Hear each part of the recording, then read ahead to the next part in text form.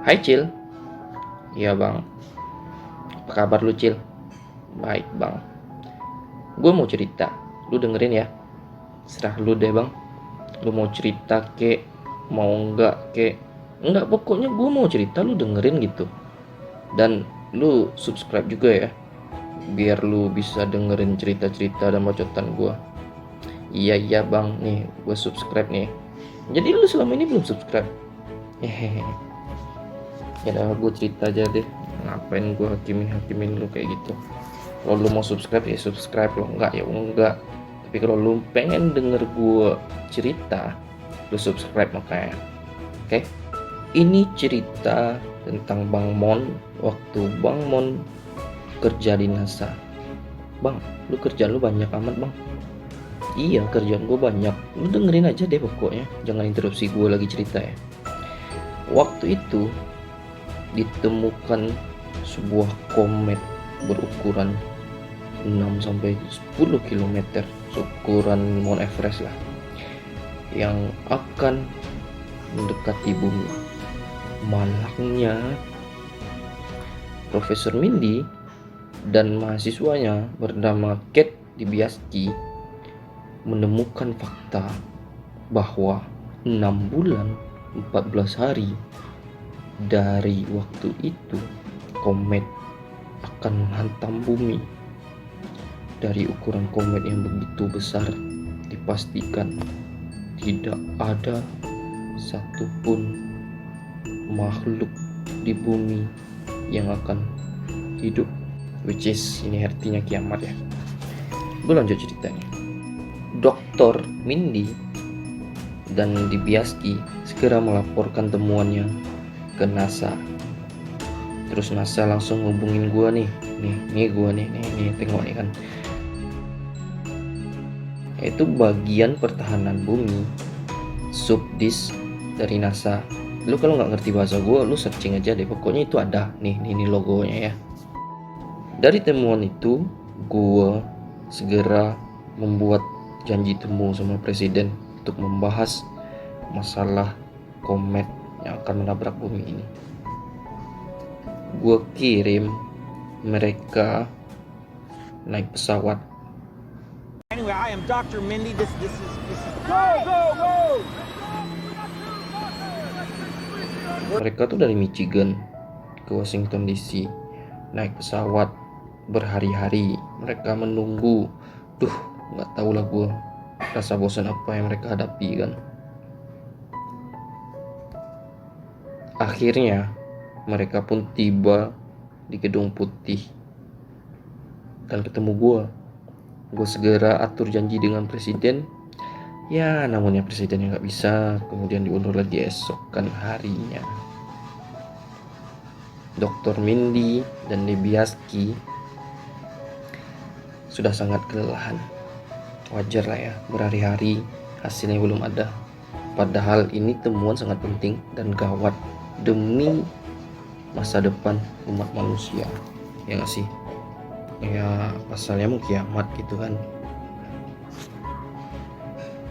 Presiden pun punya waktu untuk menemui mereka. Pada akhirnya dengan penampilan lusuh, Dibiasky yang gayanya kayak perempuan berandalan, Dr. Mindy yang kayak tak terurus, menemui presiden. Terus mereka bilang akan terjadi kiamat dengan perhitungan matematika yang seperti ini. Ya pokoknya kayak kutu buku lah gitu kan ya. Pokoknya kayak gitu. Tapi Bang Mon ngerti, ya wajar lah kan Bang Mon orang NASA kan. Terus disampaikan lah presiden harus mengambil tindakan tegas bagaimana untuk mencegah kiamat ini. Terus presidennya bilang, biarinlah, kan masih 6 bulan lagi, sedangkan pemilu presiden tinggal 3 pekan lagi. Ya gue masih mentingin pemilu gitu kan. Ditambah staf kepresidenan yang notabene anaknya si presiden nih juga ikut nyerocos. Kesel gue nih orangnya nih. Kesel gak lu lihat tampangnya ya kan. Dari pertemuan itu tidak membuahkan hasil apa-apa. Ya Sepertinya presiden tidak menyadari betapa berbahayanya komet ini. Bang Mon, Dr. Mindy dan Dibiaski punya ide, bagaimana kalau kita buka ini ke media agar semua orang tahu. Kebetulan punya relasi kan, Bang Mon ini kan punya banyak relasi untuk memasukkan sedikit info ini ke dalam acara talk show paling fenomenal di Amerika, ya semacam Mata Najwa gitulah kan kalau di Indonesia. And he confirmed it and all the math. And then I showed it to Dr. Franks at Columbia, and he almost fell out of his chair. So, look, Setelah melalui diskusi dengan pimpinan redaksi, akhirnya mereka menyetujui untuk menampilkan Dr. Mindy dan Dibiaski di acara talk show tersebut. Acara talk show pun tiba. Sebelum tampil di depan kamera, Dr. Mindy dan Dibiaski didandani dulu. Bang Mon gak ikut, ya kan, gua orang di balik layar, ngapain mesti ikut, ya kan ya. Terus si penata riasnya kan, waktu rias si Dr. Mindy nih bilang, "Dok, lu beneran orang pinter nih, tapi lu sebenarnya punya paras yang tampan di balik kelusuhan lu itu. Masa sih?" "Iya, gue dandanin lu ya. Pokoknya lu harus tampil wow di depan kamera. Serah lu deh." Sebelum memasuki panggung, Prof. Mindy pun terkena panic attack. Dia gelisah, demam panggung, uring-uringan, dan akhirnya dia minum semacam obat penenang gitu biar dia bisa lebih tenang menghadapi tekanan dan rasa gelisah tersebut. And cue the package. here we go. Sebelum memasuki panggung, mereka di-brief dulu kalau mereka itu akan tampil di segmen terakhir setelah segmen politik dan hiburan, di mana yang menjadi headline di dunia hiburan adalah Ariana Grande yang baru putus dengan pacarnya akan meluncurkan album baru. Acara pun berlangsung sangat menarik. Sampailah di mana segmen wawancara dengan Ariana Grande mengenai putusnya dengan pacarnya. Ketika itu langsung masuk video call dari mantannya Ariana. My little bumblebee, will you marry me? Oh my god, of course! Dan meminta maaf di depan siaran langsung. Seketika pun dunia maya pun heboh. Ditambah lagi mantan pacarnya meminta maaf dan melamarnya. Lamaran itu pun diterima. Hal tersebut menjadikan lamaran Ariana Grande trending topik worldwide. Wow, amazing. Setelah hiruk pikuknya berita lamaran Ariana Grande, akhirnya segmen membahas masalah komet yang akan menghantam bumi ini pun sampai. Info yang disampaikan Dr. Mindy dan Dibiaski dianggap remeh, bahwa komet menghantam bumi adalah sebuah guyonan yang mengakibatkan kehancuran semua umat manusia termasuk makhluk hidup adalah sebuah lelucon. Tapi sisi baiknya, dari penampilan Dr. Mindy yang pertama di layar kaca, banyak orang kagum dengan ketampanannya. Namun di lain sisi, Dibiaski menjadi olok-olokan di sosial media, bahkan hampir dimusuhi oleh semua warganet.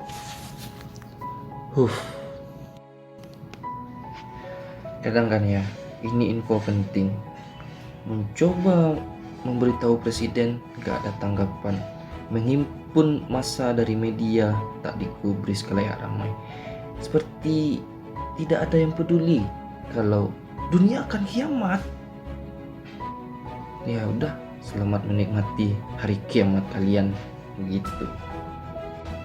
Namun di balik acara mereka yang tampil di TV, mereka ditangkap oleh FBI keesokan harinya dan dimintai pertanggungjawaban di hadapan presiden karena membocorkan rahasia penting negara.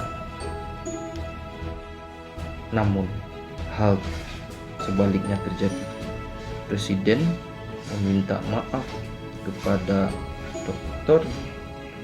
Mindy dan Lebowski bahwasanya dia akan mengambil tindak lanjut terhadap komet ini demi kemanusiaan. Hal itu cuma dilakukan presiden sebagai manuver politiknya untuk mendulang dukungan setelah foto skandal perselingkuhannya dengan lawan politiknya tersebar. Wow. Jadi, upaya penyelamatan bumi itu sebuah manuver politik. Coba bayangkan. Lu kebayang gak, Cil? Ya, seperti itulah politik bekerja. Dunia bekerja memang seperti itu. Konferensi pers pun digelar. Breaking news disiarkan bahwa Presiden Amerika akan menangani masalah kiamat ini. Wide is now on a direct collision course with our cherished home, planet Earth. Dengan mengutus seorang pahlawan yang rela mati berangkat ke komet dan menghancurkan komet tersebut sehingga arah orbitnya berbelok dengan moto hidup lebih dari pengorbananku. The extra living my sacrifice gives them. Right? Sebenarnya moto itu cuma diambil dari film Saving Private Ryan, just for information sih. Imbasnya dari konferensi pers tersebut, dukungan politik terhadap presiden meningkat drastis. Namun di lain sisi, Dr. Mindy punya ide yang lebih bagus, yaitu meledakkan komet tersebut dengan teknologi drone, alih-alih mengirim orang ke sana untuk dikorbankan. Terus presiden menjawab, "Lu tahu apa tentang politik? Orang tuh suka pahlawan, suka pengorbanan. Nggak akan seru kalau lu kirim drone ke sana, ya kan?" Ditambah lagi, itu salah satu strategi politik bahwa Amerika adalah negara yang rela berkorban demi melindungi umat manusia. Dalam hati, Dr. Mindy berkata, "Ya sudahlah, serah lu deh, presiden maksudnya kan. Yang penting bumi diselamatkan gitu." Hari kiamat pun menjadi trending topik di dunia maya. Setelah itu, namun kan sebelumnya terabaikan, malah jadi bahan olok-olokan mereka itu kan ya. Terus Bang Mon gimana? Ya Bang Mon percaya komet itu akan datang karena Bang Mon salah satu ilmuwan yang meneliti di sana kan. Bang Mon ini orang NASA. Tapi karena Bang Mon adalah orang yang tidak punya power, bagaimana cara Bang Mon menggerakkan massa dan menggunakan teknologi yang canggih? Ya, seperti itulah dunia politik kan. Hari peluncuran roket pun tiba. Dr. Mindy ditunjuk sebagai kepala kontrol operasi dari bumi terhadap misi penyelamatan bumi oleh presiden. Ingat ya, oleh presiden Amerika. Roket pun meluncur, momen mendebarkan pun terjadi. Semua orang menyaksikan terdiam, berharap misinya akan berhasil.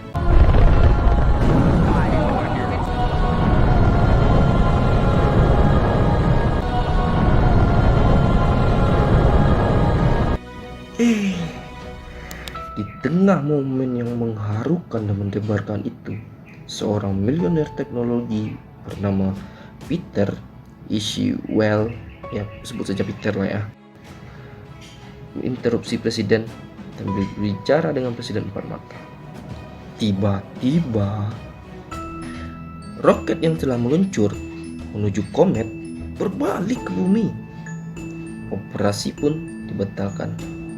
Semua orang bertanya, apa yang terjadi? Apa yang terjadi? What happened? What happened? Ternyata fakta di balik pembatalan misi tersebut adalah Peter Iswell, seorang miliuner teknologi, orang terkaya nomor 3 di dunia yang bergerak di bidang bisnis smartphone, tahu bahwa komet tersebut mengandung banyak mineral langka yang berharga dan itu dapat digunakan untuk pembuatan smartphone. Bahkan kekayaan yang dikandung komet tersebut mencapai 114 triliun dolar. Wow, angka yang luar biasa. Jadi dia punya rencana kalau dia akan kirim drone untuk menghancurkan komet itu jadi serpihan kecil dan membiarkan serpihan kecil itu menghantam bumi untuk kemudian mineralnya diambil demi menyelamatkan kemiskinan, orang lapar, memajukan teknologi, menjadikan dunia lebih baik. Sungguh kampanye yang luar biasa. Namun di sisi lain, alangkah bodohnya. Apalah arti itu semua jika manusia di bumi mati karena dihantam komet? Ya gak sih? Coba lu bayangin, lu bisa ambil semua kekayaan yang di komet tapi lu mati. Kayak gimana? Gila gak tuh?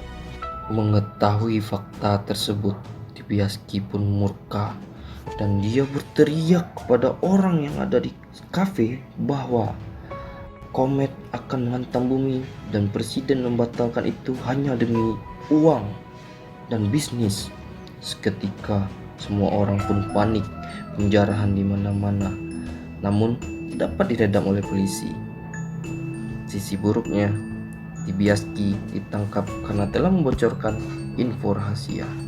You're gonna let it hit the planet to make a bunch of rich people even more disgustingly rich. Semenjak kejadian itu, Bang Mon, Dibiasky, dan Dr. Mindy putus jalan. Kami tidak berkomunikasi. Dr. Mindy menjadi penasehat Gedung Putih bidang sains, dan Dibiasky dia kembali ke kehidupan normalnya menjadi kasir swalayan. A man's always got choices, Randall. Sometimes you just gotta choose the good one. Dr. Mindy pun menjadi terkenal. Dia adalah wajah depan Gedung Putih yang berhubungan dengan komet ini. Dia warawiri di televisi talk show. Namun ketenaran membuat Mindy lupa diri. Dia berselingkuh dengan si pembawa acara berita dan akhirnya kepergok oleh istrinya. Persiapan demi persiapan dilakukan untuk melakukan misi penambangan komet yang dilakukan oleh perusahaan si Peter nih. Terus Mindy interupsi rencananya dan komplain kepada Peter. Lu yakin rencana lu akan berhasil? Menurut perhitungan gua, rencana lu gak akan berhasil. Lu bisa apa? Gua punya algoritma yang gak akan gagal dan gua bisa memprediksi ini sampai 97% keberhasilan. Dan gue juga mempunyai prediksi dengan algoritma gue kalau lu akan mati sendirian. Details. Apart from one thing, you're gonna die alone. Mendengar kalimat itu, Mindy pun terdiam. Mengingat kata-kata dia akan mati sendirian, Mindy diserang panik. Dia mengkonsumsi obat penenang yang tidak memberikan efek apa-apa.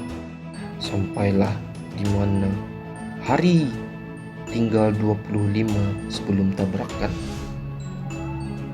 Di tengah acara talk show, Mindy mengungkapkan keresahannya, ketakutannya, dan membongkar kebohongan presiden serta konspirasi politik, pencitraan, uang, dan kekayaan, semua dengan lantang di siaran langsung televisi tanpa ragu. Dan itu semua menjatuhkan harga dirinya depan publik, termasuk citra presiden. Tentunya hal tersebut tidak disukai presiden. Dr. Mindy pun ditangkap dan diasingkan dari proyek tersebut. Jauh di luar sana, Dibiasky menemukan kedamaiannya. Walaupun tahu dunia akan kiamat, tapi tapi dia tetap tenang dan akhirnya menemukan seorang yang mendukungnya, yang sependapat dengannya. Dan dia tidak peduli lagi dengan politik, harta, kekayaan, teknologi, bahkan hari kiamat. Semakin hari, semakin dekatlah komet ke bumi. Wujud komet pun muncul di langit malam, dapat dilihat dengan mata telanjang. Sungguh menakutkan sekaligus indah dan menakjubkan di waktu yang bersamaan. Diambillah telepon oleh Dibiasky, langsung menelpon Dr. Mendy. Mereka pun ngobrol, berdamai, dan saling ngevlog bareng, menyebarkan info temuannya, video komet yang mendekati bumi ke sosial media. Semua warga net pun menyuarakan tagar hashtag lihat ke atas dan balik mendukung Dibiasky serta Dr. Mendy untuk melawan pemerintah. Wow. Jadi gue heran, kenapa ya dia nggak pakai sosial media dari awal, pakai jalur ke talk show lah, inilah, diajukan lah. Ya seberapa nggak pedulinya gitu kan orang dengan komet yang menghantam bumi. Padahal mau kiamat orang nggak peduli. Tapi kalau udah menyangkut sosial media, orang malah jadi peduli dan langsung jadi trending. Sesuatu hal yang berbeda, menakjubkan, mengerikan, langsung jadi trending. Gue heran sama netizen zaman sekarang kan ya. Tapi gue juga heran sama Dibiasky sama Dr. Mendy. Kenapa mereka nggak pakai sosial media loh dari awal? Ya kalau mereka pakai sosial media dari awal, mereka kan bisa menghimpun massa yang begitu banyak. Lagian netizen nih pada barbar semua. Kayak lu kan Cil. Ya lu barbar kan Cil? Enggak bang. Ya udahlah serah lu deh. Menyeruaknya hashtag lihat ke atas, popularitas presiden pun menurun karena terbongkarlah kebusukan presiden. Namun sebaliknya, presiden pun juga menghimpun dukungan dari netizen dengan menyuarakan tagar jangan lihat ke atas dan menuduh tagar lihat ke atas adalah kampanye ujaran kebencian. Maksud gue ujaran ketakutan. Kemudian netizen pun terbagi atas dua kubu. Kubu kampret dan cebong.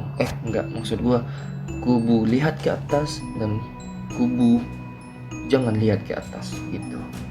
Di kubu lihat ke atas, mereka menggalang dana, mengadakan konser untuk menyambut kiamat ini. Mereka semua bersuka cita menyambut datangnya hari kiamat tanpa sadar hari kiamat itu sungguh sangat dekat.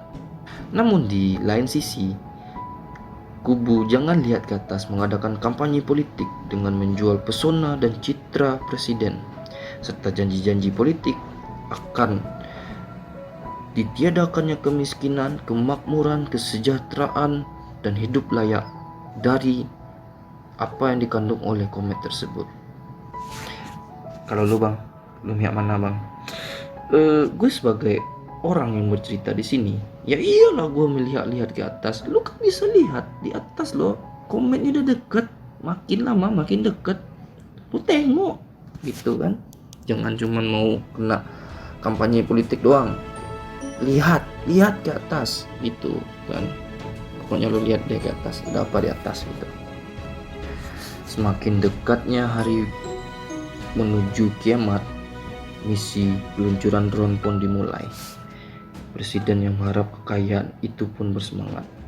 Dunia pun berharap kepada misi itu, bukan karena apa yang dikandung komen itu kan menjadikan mereka kaya, tapi mereka harap-harap cemas mereka akan mati atau tidak. Namun di sisi yang berseberangannya, Bang Mon, Dibiasky dan Dr. Mendy tidak peduli. Kami memilih untuk menikmati hari-hari terakhir kami hidup dan tak bergantung harapan pada misi tersebut. Seolah kami sudah melupakan komet yang akan menghantam bumi. Kami mematikan TV, mematikan smartphone, dan kami semua duduk bersama menikmati malam terakhir kami. Roket pun meluncur di sudut kota Michigan. Bang Mon, Mindy, dan Dibiaski menuju rumahnya Mindy untuk bertemu dengan istri dan anak-anaknya. Karena perselingkuhan itu, Mindy meminta maaf dan istrinya memaafkan. Seketika rasa bahagia pun menyelimuti kami.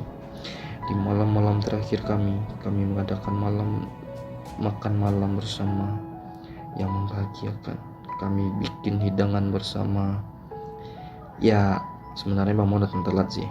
Ya, udahlah ya. Pokoknya Bang Mon ada di sana gitu kan. Drone pun meluncur, namun tidak menunjukkan tanda yang membahagiakan. 6 di antara drone tersebut hancur dalam peluncuran. Perdebatan mulai dilakukan. Ada yang merasa panik akan berhasil, ada yang juga masih optimis. Namun Peter meyakinkan, menurut algoritmanya, dengan sisa drone itu masih bisa dilakukan. Akhirnya presiden dan staf kenegaraan yang anaknya tadi yang ini yang tengil ini nih kan ya, yang ngeselin nih kan, mulai tenang.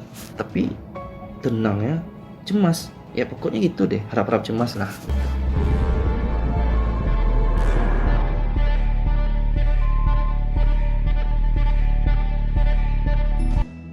Drone pun sampai di komet. Peledak pun ditanam. Ledakan pun dilakukan. Wah, koneksi putus. Kamera pun mati. Diketahuilah bahwa kometnya masih utuh dan makin melaju ke bumi. Peter sang milioner pun panik. Presiden pun panik. Seketika mereka meninggalkan ruangan misi dan meninggalkan sisa tim dengan kepanikan dan berhamburan meninggalkan misi tersebut.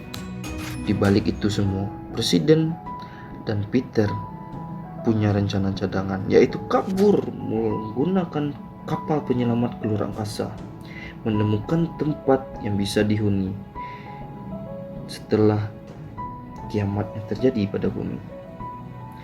Terus dia mengajak Mindy dan menawarkan satu kursi kosong lagi.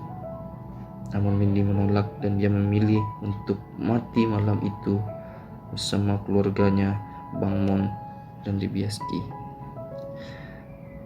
Seketika itu Presiden tersentak. Dia sadar bahwa dia melupakan anaknya yang tertinggal. Betapa malangnya si bocah ini kan. Lalu nih tengok, dari lu kesel jadi iba kan lu kan. Nah ini tengok nih, komet pun menabrak bumi. Ada yang bermaksiat kala itu, ada yang berdoa, ada yang bersama keluarga, ada yang panik, ada yang takut, ada yang gila, dan ada yang bahagia. Bumi pun hancur, semuanya berhamburan bagaikan kapas berterbangan. Cerita pun berakhir.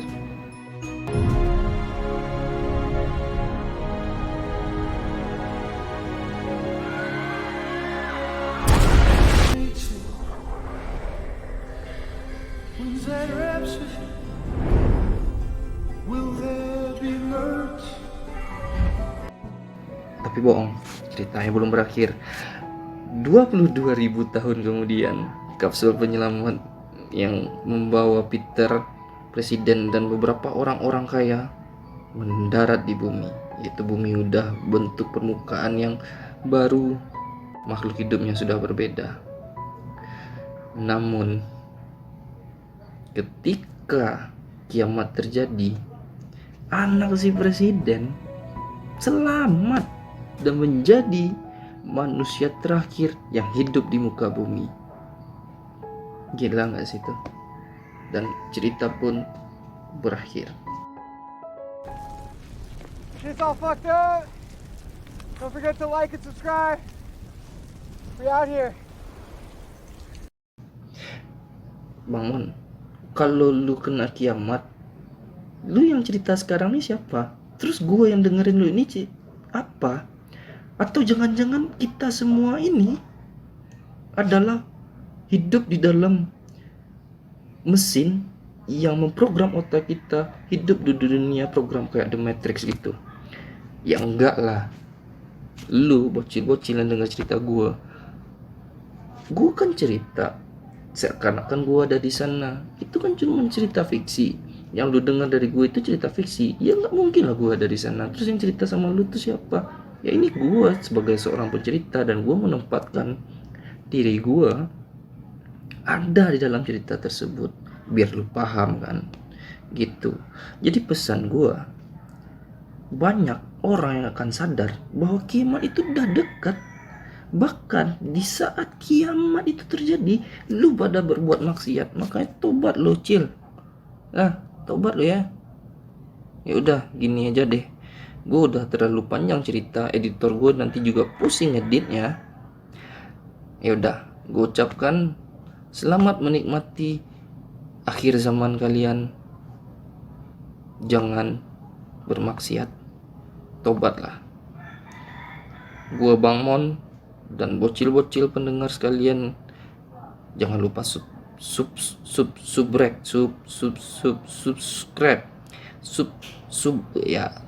jangan lupa ya. Pokoknya tekan langganan kalau handphone lu berbahasa Indonesia, atau apalah langganan pokoknya gitu. Subrek aja pokoknya. Ya udah.